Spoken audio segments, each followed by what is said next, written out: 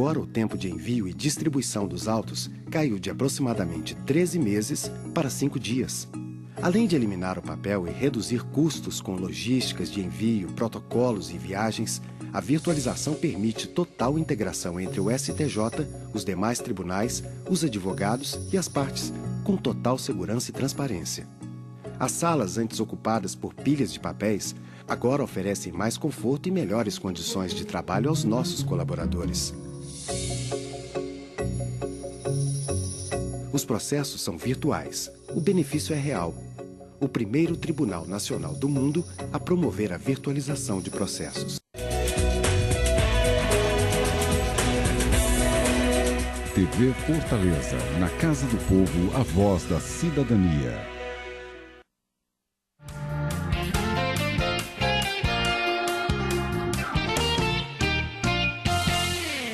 Meus cumprimentos aos telespectadores da TV Fortaleza, canal 6 da NET, canal 61.4 na TV digital, canal 361.4 na Sky.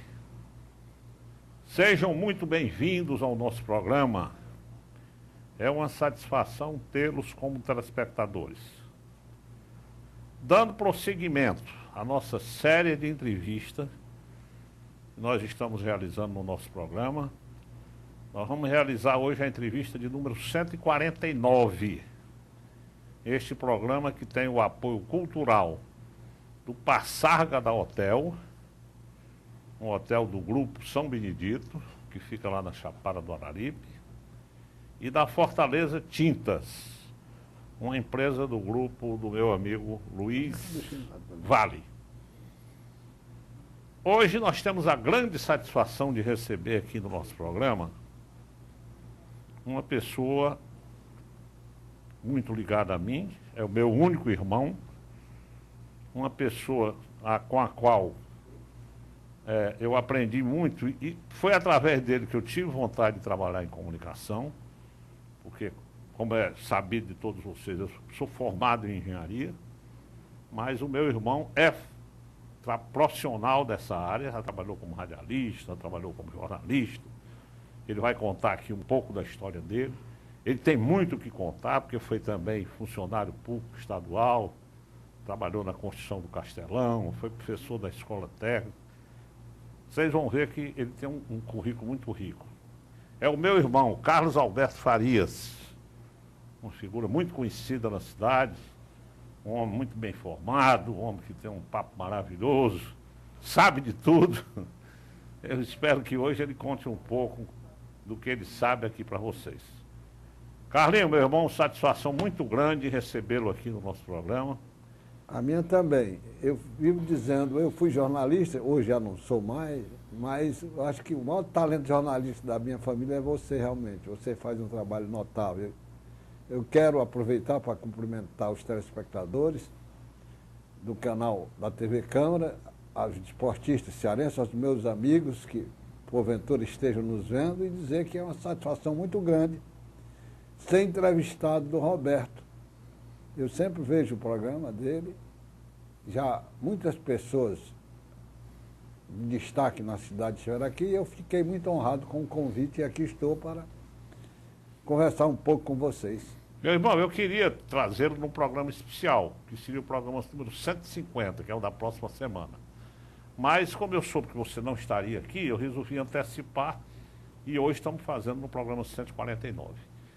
Carlinhos, como eu sei que você teve várias atividades, eu queria que você fizesse um resumo das suas principais atividades. Por exemplo, como radialista, onde você começou, eu me lembro até que você chegou a trabalhar na Rádio Tupi, do Rio de Janeiro.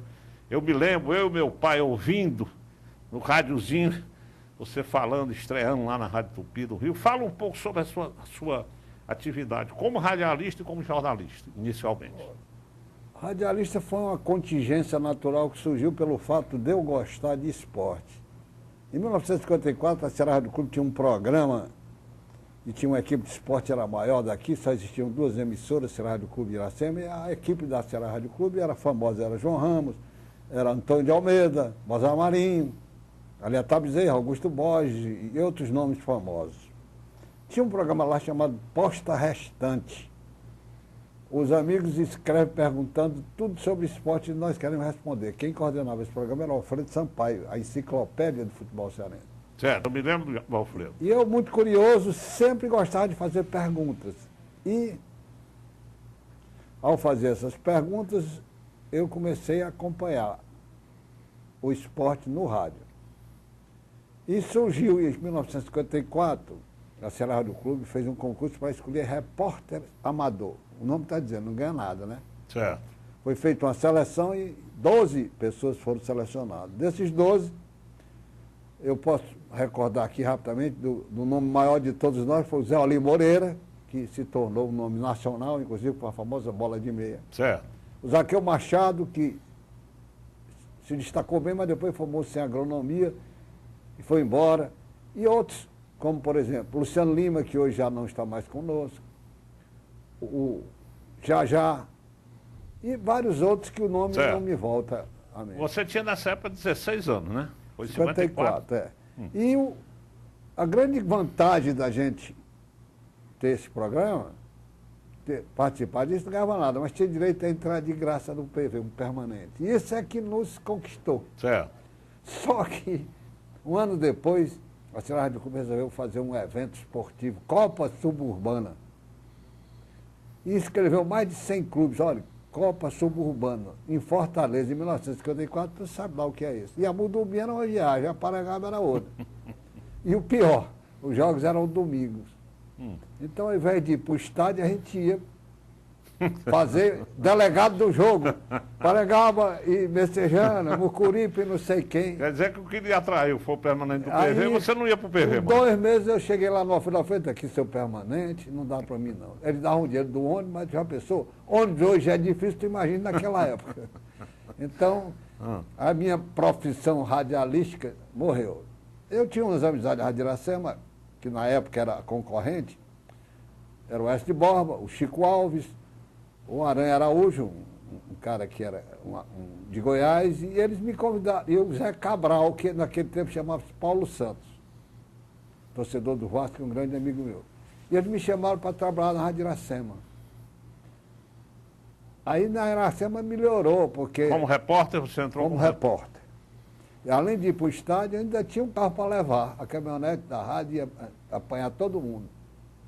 Aí eu fiquei uns tempos na Rádio Iracema, mas negócio de trabalhar de graça, a gente cansa, né, irmão? É. Aí eu parei. Em 1956, o futebol de salão do Ceará começou a crescer. E, ao mesmo tempo, foram criadas 2 emissoras em Fortaleza. A Rádio Irapuru, do Zé Pessoa, e os associados, então, desesperados com aquele sucesso de uma rádio 100% esportiva, resolveram trazer um canal da Tamoio do Rio e botar aqui como Rádio Verdes Mares, que era a concorrente associada. Então, eu me lembro com os professores, nós estávamos no América, um dia de domingo, para uma rodada de futebol de salão, Livemar, Isidro Paracampo, Paulino Rocha e eu, quando chegou Antônio Almeida. Me lembro como se fosse hoje. Lívio, nós vamos transmitir uma partida de futebol de salão, mas não tem comentário. Você vai comentar. Eu disse, eu? Quem vai comentar aqui é o Pato Rouco. Paulino Rocha, ele fala muito, conversa muito. Aí o Paulino topa. Para você ter uma ideia, quando terminou o comentário, o Antônio de Almeida tinha contratado o Paulino Rocha para ser o comentarista. Ele foi o maior, o melhor. Sem dúvida. O incomparável até hoje. Bom, aí o Paulino era meu amigo de infância, morava no mesmo bairro, jogava no nosso mesmo time de futebol de salão. E quando terminava o futebol de salão, ele ia para o velho carteado, que era uma das coisas que ele gostava. E ele dizia, Carlinhos, passa lá na Verde Mar e leva os resultados do jogo. Como era caminho do América, ali na Rodrigues Júnior, para pegar o ônibus do Jacarecanga, eu passava em frente a Tispajô e deixava lá. E nesse negócio de deixar notícia, um dia o Benevides me disse, você não quer trabalhar com a gente aqui, não? R$50 para escrever a resenha esportiva aos domingos. Aí foi assim que eu comecei. Certo. Graças a essa coincidência do Paulino ser meu amigo e eu... Aí eu comecei nessa Rádio Clube, aí pouco tempo depois, o Paulo Cabral, que era o diretor dos associados de Minas Gerais, tinha sido prefeito de Belo Horizonte, estava querendo ser prefeito de Belo Horizonte, onde ele era diretor. E pisou nos calos do Alquimim, que por coincidência era consogro do Assis Chateaubriand, tinha uma filha casada com o filho dele. Aí o Alckmin chamou o Chateaubriand e disse, Paixão quer ser prefeito lá na minha cidade. Aí o Chateaubriand admitiu o Paulo Cabral e deu a Rádio Verde Mar como indenização. O Paulo veio aqui, como ele era da UDN, ele conseguiu o apoio dos amigos da UDN, era deputado do Estado Leite, Flávio Marcílio, esse pessoal, aí ele começou com a rádio. Mas pouco tempo depois, o saudoso e grande Edson Queiroz se empolgou, comprou a Verdes Mares e hoje esse complexo que existe aí, que é o orgulho do Ceará e o Nordeste. Né? Certo. Carlinhos, eu lhe pergunto, essa foi a sua fase inicial no rádio. Eu me lembro também que você foi um dos pioneiros da televisão aqui do Ceará, não foi? Naquela equipe de esporte que, verdade, que a Ceará Rádio Clube tinha na época, né? A Ceará Rádio Clube... E foi com a TV Ceará. Você não foi um dos pioneiros? Foi. A TV Ceará, naquela época, chegou aqui, foi um sucesso. E a equipe esportiva da Ceará Rádio Clube, que era o Wilson Machado, Carlos Alberto Farias, José Eudes, Irã Benevides, Aliatá Bezerra, todos nós fomos para a TV Ceará, uns como redator e outros como apresentador. E eu fiquei apresentando 3 vezes por semana o esporte na TV. Os primeiros programas de televisão, da televisão cearense, não foi? Os primeiros programas, todo dia tinha um programa, era 15 minutos. Um dia eu fazia com o Wilson, no outro era o Zé Eudes, no outro eu e o Zé Eudes, e nós ficamos assim, muito tempo. Até que na época do jogo da seleção cearense, contra o Rio de Janeiro, aconteceu um negócio interessante. Veio para cá a equipe da Rádio Tupi. E trabalhava já na Ceará Rádio Clube o doutor Tarcílio Colares, que tinha sido diretor da Tupi, mas era cearense e tinha voltado. E eu sempre que conversava com o Tarcílio, eu dizia que eu tinha vontade de trabalhar no Rio de Janeiro. Eu me lembro dessa sua fase, querendo passar uma Queria temporada ir morar no Rio de Janeiro e tal, bom. Aí veio a equipe da Rádio Tupi, que era formada pelo Afonso Soares, o Mário Viana, com 2 N, aquele famoso, o Wilson Lucas, e o locutor, que era o Cid Ribeiro, e mais um operador chamado Milton. Eles vieram aqui para transmitir aquele jogo do Ceará contra a Guanabara, pelo Campeonato Brasileiro de Seleções, acho que o último que houve. E como eu era solteiro e tinha tempo, o Otacílio me pediu, como o Otacílio já era amigo deles, que tinha sido da Tupi, para dar uma assistência a eles. No dia que eles foram se despedir, eles foram na sala do Otacílio agradecer o meu apoio. Aí o Otacílio disse, olha, o Carlos Alberto está doido para ir para o Rio de Janeiro, ele está contratado. Aí eu fui trabalhar na Rádio Tupi. Eu me lembro que a nossa mãe na época chorou muito. E aí minha mãe chorava muito. Você foi passar a temporada no Rio. Eu me lembro do dia que você estreou na Rádio Tupi no Rio, a mãezinha chorando. A minha mãe fazia umas cartas tão chorosas que se tivesse um avião na porta do prédio, eu ia embora. Aí eu passei algum tempo. Passou quanto tempo ainda lá, Carlinhos, naquele tempo? Passei quase 3 meses. Quando foi um dia, eu estava apavorado, aí deixei um bilhete lá para o doutor Rui, que era o diretor da Rádio Tupi, pedindo demissão. E no outro dia tinha um recado que queria falar comigo. Ele conversou comigo, rapaz, você está se dando bem aqui. Eu também passei por isso. Tinha lá também um locutor famoso, Aloysio Pimentel, que era um locutor que apresentava o Cacique no Ar, que era um noticiário famoso da Tupi. O Aloysio Pimentel tinha passado umas férias em Fortaleza e era muito amigo do nosso primo Almir Pedreira. E levou, inclusive ele e a mulher almoçaram muitas vezes na casa do tio Oscar, levados pelo Almir. E ele, Carlos Alberto, vai morar na mesma pensão que eu moro, você faz um ambiente, mas eu endoidei, eu digo, eu quero ir embora. E eu me lembro, Carlinhos, que nesse tempo o Ivan Lima era da Rádio Dragão do Mar, não foi? E anunciou a sua contratação, não foi? Quando você voltou para cá. Aí foi o seguinte. Inclusive eu me lembro que dizia, da Tupi para Dragão. Isso aí foi um negócio, Carlos Alberto Farias. Aí foi um negócio complicado, porque quando eu resolvi voltar, foi a época do Carnaval Carioca, Carnaval de 62, que teve um enredo da Escola Acadêmica de Salgueiro, Chica da Silva, que é aquela nega famosa, é boa de cama e fazia o maior sucesso lá com português.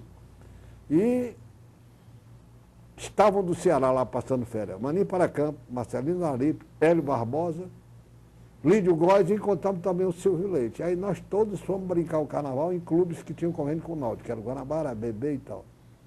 E o Silvio Leite era diretor de rádio jornalismo da Rádio Assunção.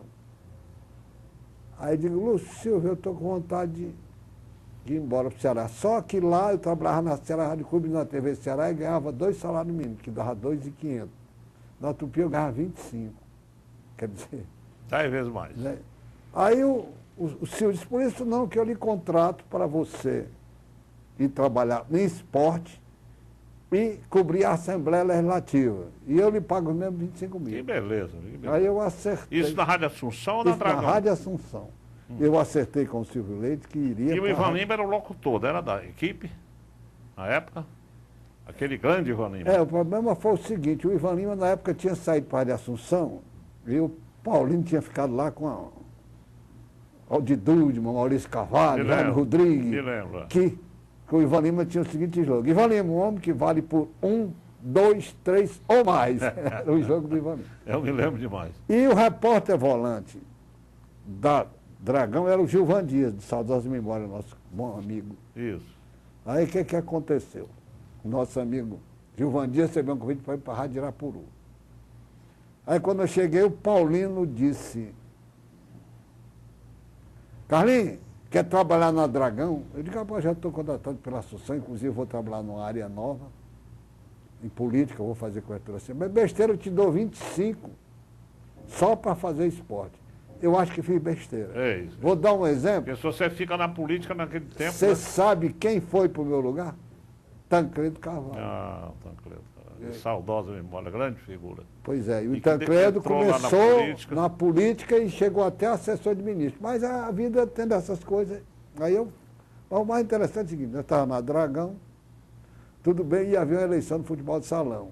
E eu era adversário do Oeste de Borba, que era o todo poder do futebol de salão, e o Jacarecanga era contra o Oeste.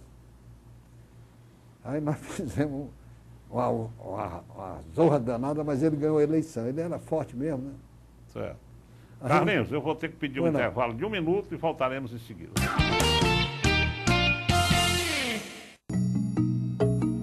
O Superior Tribunal de Justiça está realizando uma revolução no judiciário brasileiro. É a virtualização de processos. Agora, o tempo de envio e distribuição dos autos caiu de aproximadamente 13 meses para 5 dias. Além de eliminar o papel e reduzir custos com logísticas de envio, protocolos e viagens, a virtualização permite total integração entre o STJ, os demais tribunais, os advogados e as partes, com total segurança e transparência. As salas antes ocupadas por pilhas de papéis agora oferecem mais conforto e melhores condições de trabalho aos nossos colaboradores. Os processos são virtuais. O benefício é real. O primeiro Tribunal Nacional do mundo a promover a virtualização de processos. Informe-se, porque ter acesso fácil e rápido à justiça é um direito seu.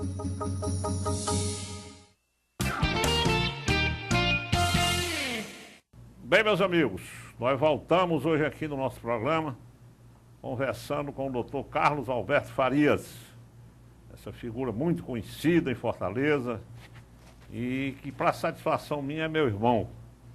É o meu irmão mais velho. Carlinhos, eu queria que você falasse também um pouco sobre a sua atuação no jornal. Na época que você trabalhou no rádio, na televisão, e depois você teve a sua atuação também no jornal.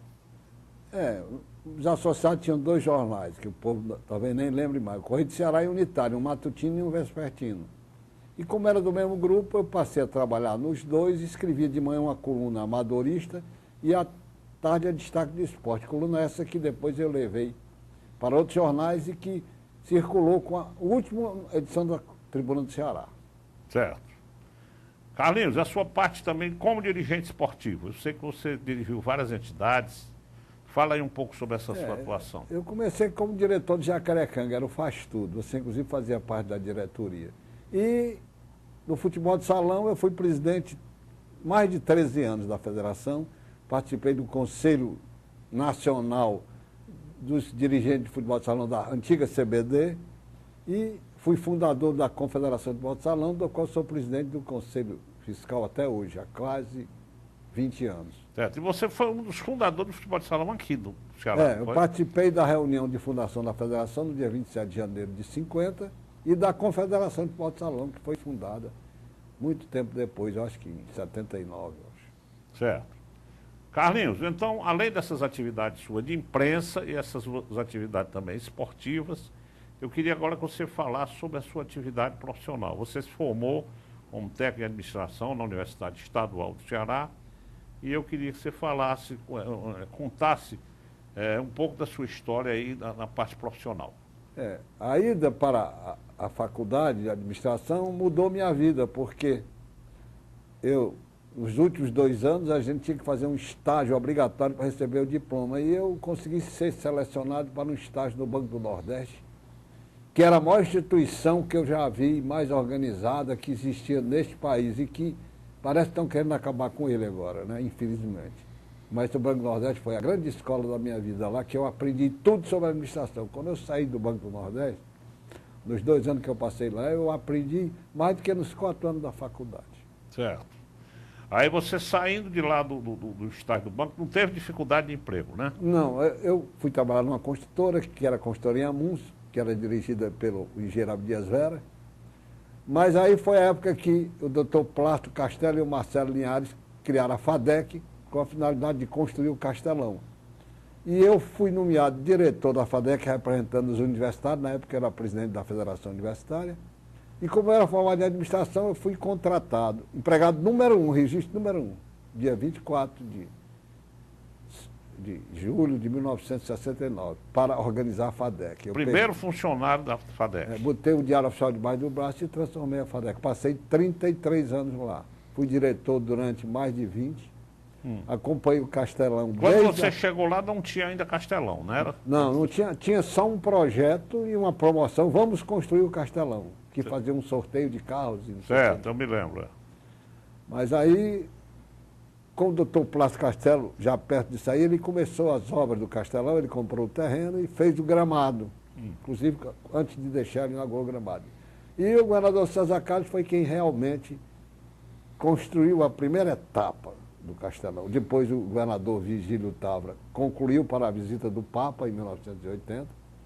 Posteriormente o governador Tarso Gereissati fez uma boa reforma e agora, mais recentemente, o governador Cid Gomes fez a transformação nessa Arena Castelão, que vai ser palco do Jogo da Copa do Mundo. Quer dizer que você foi um homem que acompanhou o Castelão, sabe do Castelão desde o início. Você chegou lá, só tinha o terreno, né? Só tinha mato. Inclusive eu organizei uns álbuns, eu fiquei com muita pena porque não sei o que fizeram desses álbuns.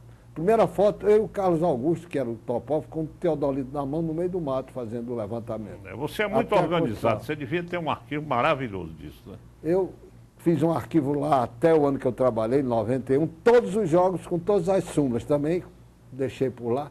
Inclusive tinham 20 e tantos pôsteres que a gente mandava fazer com o Geraldo Oliveira, o maior fotógrafo do Ceará, que eu tive a tristeza de saber que a maioria tinha sido jogado fora. Aliás, o Ceará não tem memória. Além de não ter memória, falseia a memória. Todo mundo chama o campo do Vargas Filho de Campo do América. E nunca foi Campo do América. Sabia disso? Sabia, você tinha me falado. Sabia porque você me falou. E eu contei essa história todinha no programa do Belmino, dizendo que era Campo do Vargas Filho, o Campo do América era lá na Tiburcio Cavalcante, não existe mais.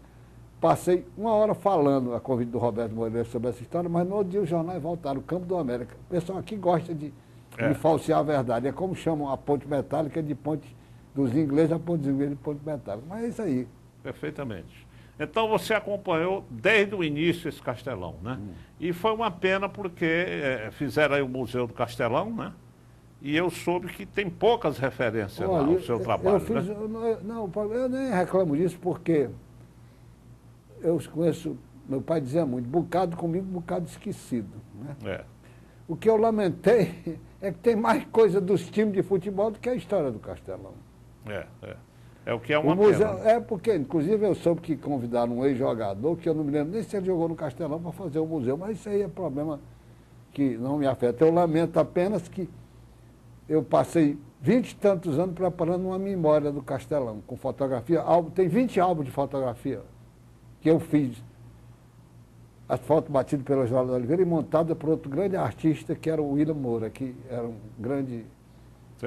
Mas isso aí é problema de quem está lá, não é meu. Carlinhos, e aí você, nesse caso, você ficou lá até se aposentar, foi na FADEC? Me aposentar. E só me aposentei porque eu tinha 33 anos de diretor E no governo do Gonzaga Mota eu estava viajando e voltei, e com toda a minha experiência, me exoneraram por motivo político para botar um rapaz que, gente muito boa, mas que não tinha nenhuma formação. E aí Coisas da política, né? Aí eu me chateei e pedi aposentadoria.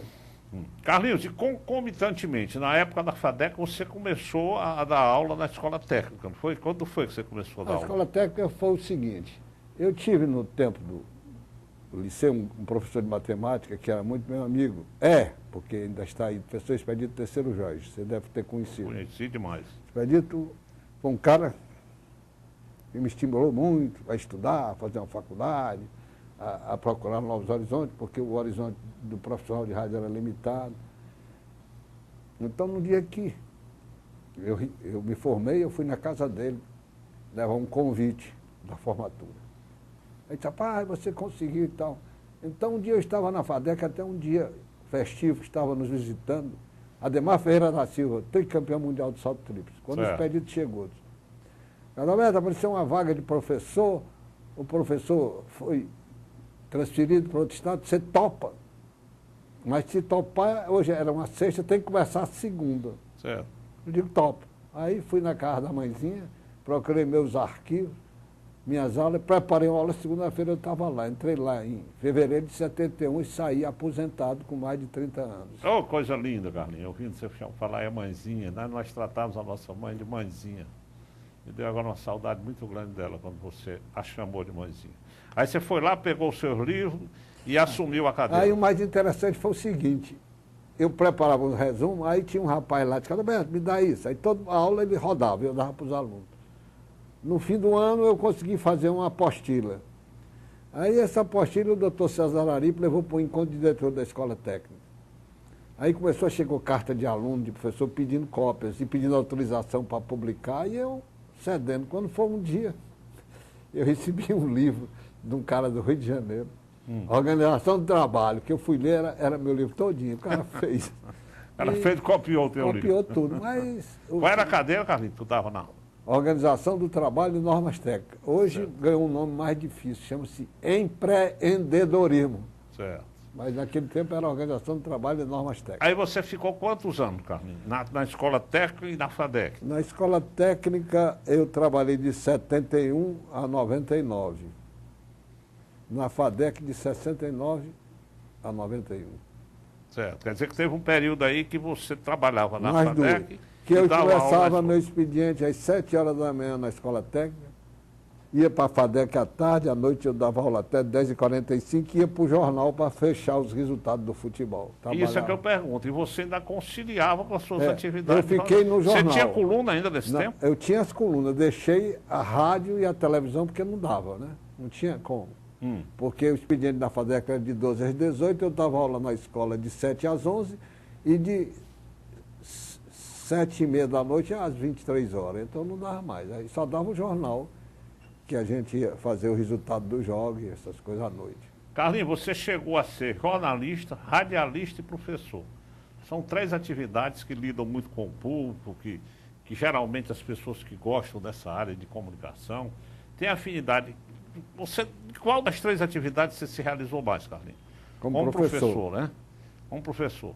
Você gostava de dar aula, né? Gostava e ainda hoje eu sou festejado pelos ex-alunos. Você teve muitos alunos conhecidos. Muita gente conhecida. Eu vou citar o deputado estadual mais sério, não vamos dizer mais sério, um dos mais competentes, porque sério é um negócio muito relativo. O doutor Heitor Ferra foi meu aluno na escola técnica. Tive o Len César, que é um rapaz que hoje é catedrático aí pelo sul do país, e vários que eu não quero nominar para não esquecer. Certo. Mas foram mais de 32 anos de aula, nós tínhamos 12 turmas pela manhã e 12 turmas à noite, você sabe que é muita gente. Né? E a escola técnica sempre foi um modelo de organização e de preparo. Era uma escola que começou como escola, era escola industrial, na Escola de Aprendizes Artísticos, em 1919. E um dos fundadores foi o nosso avô materno, o pai da mãezinha. Foi? Francisco Rodrigues Cavalcante, foi professor de lá. quando escreveram a história da escola, que eu vi, a Escola de Aprendizes Artísticos, tinha lá o nome dele como um dos professores. Aí de Escola de Aprendizes Artísticos foi Pai crescendo. da nossa mãe, nosso avô. Nosso avô. E ele, de Escola de Aprendizes Artísticos, que ensinava a ser pedreiro, carpinteiro, bombeiro, essas coisas, hoje é o Instituto Federal de Educação, Ciência e Tecnologia, uma universidade. Né? Certo. Carlinhos, uma das coisas que você gosta, eu me lembro que desde o tempo que nós morávamos juntos, que você era solteiro e eu também, você sempre teve mania de conhecer estádio de futebol. Eu me lembro que para onde você ia no Brasil, qualquer viagem que você eu fizesse. adoro. Você ainda tem essa mania, Carlinhos? Você chegou a conhecer muitos estádios? Hoje nem tanto. No Rio de Janeiro eu conhecia dos 12 times, naquele tempo eu fui conhecer. Em São Paulo, de uns 8. E alguns países aí do exterior eu fui, mas ultimamente, estádio só é construído em local muito longe. Eu me lembro quando eu fui ao México, para ir no estádio Azteca, eu peguei um trem, fui ao fim da linha do trem. Não, minto. Peguei um metrô, fui ao fim da linha do metrô. Peguei um trem, fui na fim da linha do trem, ainda peguei um ônibus para chegar nesse estádio Azteca. Quer dizer, foi uma viagem de 2 horas para conhecer o estádio. Então, às vezes, Foi mesmo, cara? Às vezes, por exemplo, em Portugal tem um estádio que é da federação, só joga o time da seleção lá. Nunca fui conhecer esse estádio, que é longe demais, né? Agora, do Benfica, não. Eu fui ver porque era perto do Shopping Colombo. Dos estádios que você conheceu, assim, qual foi o que você mais lhe impressionou, assim? Muito. O Estádio Olímpico de Roma, o Estádio de Wembley, o Estádio do Ajax de Amsterdã. Esse estádio da França. Do Real Madrid, esse estádio... Eu conheci o do Barcelona, do Real Madrid eu não cheguei a conhecer. No Barcelona é espetacular. Espetacular, né? Você deve ter conhecido realmente os maiores estádios desses grandes. Aliás, eu achei interessante o seguinte, eu fui conhecer a Arena de Amsterdã, que se chama Allianz, que é o mesmo nome que vai ser a Arena do Corinthians, que é uma grande seguradora. Certo. Eu visitei ele todinho, só subindo em escada rolante e elevador panorâmico. Fui visitar a Fonte Nova de Salvador, subi de 6 andares de escada. A diferença é grande. Ainda assim, hoje a diferença é muito grande. Mas, meu irmão, nós estamos já chegando ao final da entrevista. Eu queria perder a oportunidade de ouvir a sua opinião sobre a Copa do Mundo. A Copa do Mundo está chegando aí, nós estamos há menos de 6 meses. O que é que você acha, Carlinhos, dessa Copa do Mundo? Você acha que o Brasil estava preparado para receber a Copa? Você acha que o Brasil tem condições de ganhar essa Copa? Bom, está preparado, eu não sei, porque o Brasil tem muitos problemas mais sérios do que gastar como eles estão gastando, adoidadamente, construindo estádios fabulosos, gastando dinheiro que podia servir para outras coisas, né? Mas que já está feito, vamos ter. Eu estava muito triste com a Copa, mas pela campanha excelente que eles fizeram na Copa das Confederações, eu estou com a esperança que o Brasil possa conseguir, embora estou preocupado, porque, por exemplo, o nosso artilheiro, o Fred, ele foi considerado inutilizado para o futebol pela Europa. Mandaram ele se aposentar porque ele tem uma contusão gravíssima. E ele agora está contundido, já desde a Copa. Mas ele era para... Ele e o Deco. O Deco já foi aposentado por força das contusões. E então, se o Fred, coitado, não puder jogar, quem vai ser artilheiro? O João? O Damião, que... Sei, mas eu espero apenas que os jogadores, estimulados pela torcida, possam fazer alguma coisa. E espero o pessoal que... Eu sei que tem que protestar, mas vamos deixar a Copa do Mundo de lado, vamos protestar contra as escolas que não têm carteira, contra os hospitais que não têm remédio, contra a cidade que não tem segurança, mas vamos deixar o futebol de lado. Então, eu acho que o povo tem que, em vez de protestar, aprender a votar. É muito melhor. Carlinhos, meu irmão, fiquei muito feliz com a sua presença aqui. Obrigado, meu irmão, também. Um abraço. Fiquei muito feliz de você ter vindo aqui. É uma pena a gente não ter mais tempo. Você é um homem que tinha tempo para preencher 2 ou 3 programas. Aos telespectadores, muito obrigado pela audiência. Esse foi o programa de número 149, que tem o apoio cultural do Passarga da Hotel, lá na Chapada do Araripe, uma empresa do Grupo São Benedito, do nosso amigo Silvio Rui, da Fortaleza Tintas, do nosso grande amigo também, Luiz Vale, e que eu tenho certeza que nesse programa de hoje, Carlinhos, aonde a nossa mãe e o nosso pai estiverem, eles estão lá tomando conhecimento de que nós estamos juntos aqui num programa de televisão. Foi muito bom você ter vindo aqui, viu? Aos telespectadores, muito obrigado pela audiência. Esse programa que vai ao ar no domingo às 19 horas, reprisa segunda-feira às 7h30 da manhã, reprisa quinta-feira às 14 horas, sexta-feira às 20 horas. Tem horário para todos os públicos, para todos os gostos. Nós vamos colocar essa sua entrevista, Carlinhos, no YouTube para todo mundo. Vou lhe dar também uma cópia dessa entrevista, um DVD, para que você mostre aos seus companheiros, aos seus amigos. Eu sei que você tem ainda grandes grupos aí de papo, de conversa, e que você vai divulgar essa nossa entrevista aí junto aos seus amigos. Muito obrigado a todos, uma feliz semana e um grande abraço.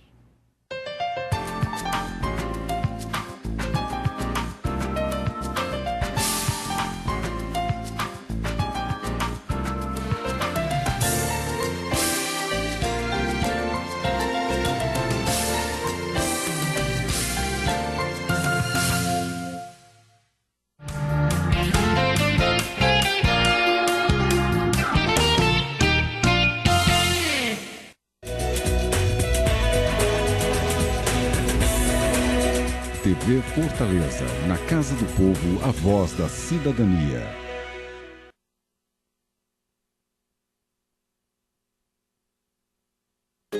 A Roberta sabe que o leite materno é muito importante e ela vive a emoção de amamentar todos os dias. Emoção que, por sinal, vem em dobro. O leite materno ajuda a criança a crescer forte e saudável. E para tornar esse momento mais especial, conte com um profissional de saúde para escutar você e ajudar a tornar a amamentação ainda mais tranquila. Conte com o SUS. Procure uma unidade básica de saúde. Você tem mais de 45 anos? Faça o teste da hepatite C. Você que também é gestante, já fez o teste de hepatite B no pré-natal? Então faça o teste e vacine-se. Fez sexo sem camisinha? Fez tatuagem ou colocou piercing? Compartilhou seringa ou alicates de unha? Faça o teste da hepatite B e tome as 3 doses da vacina para ficar imune. Hepatites.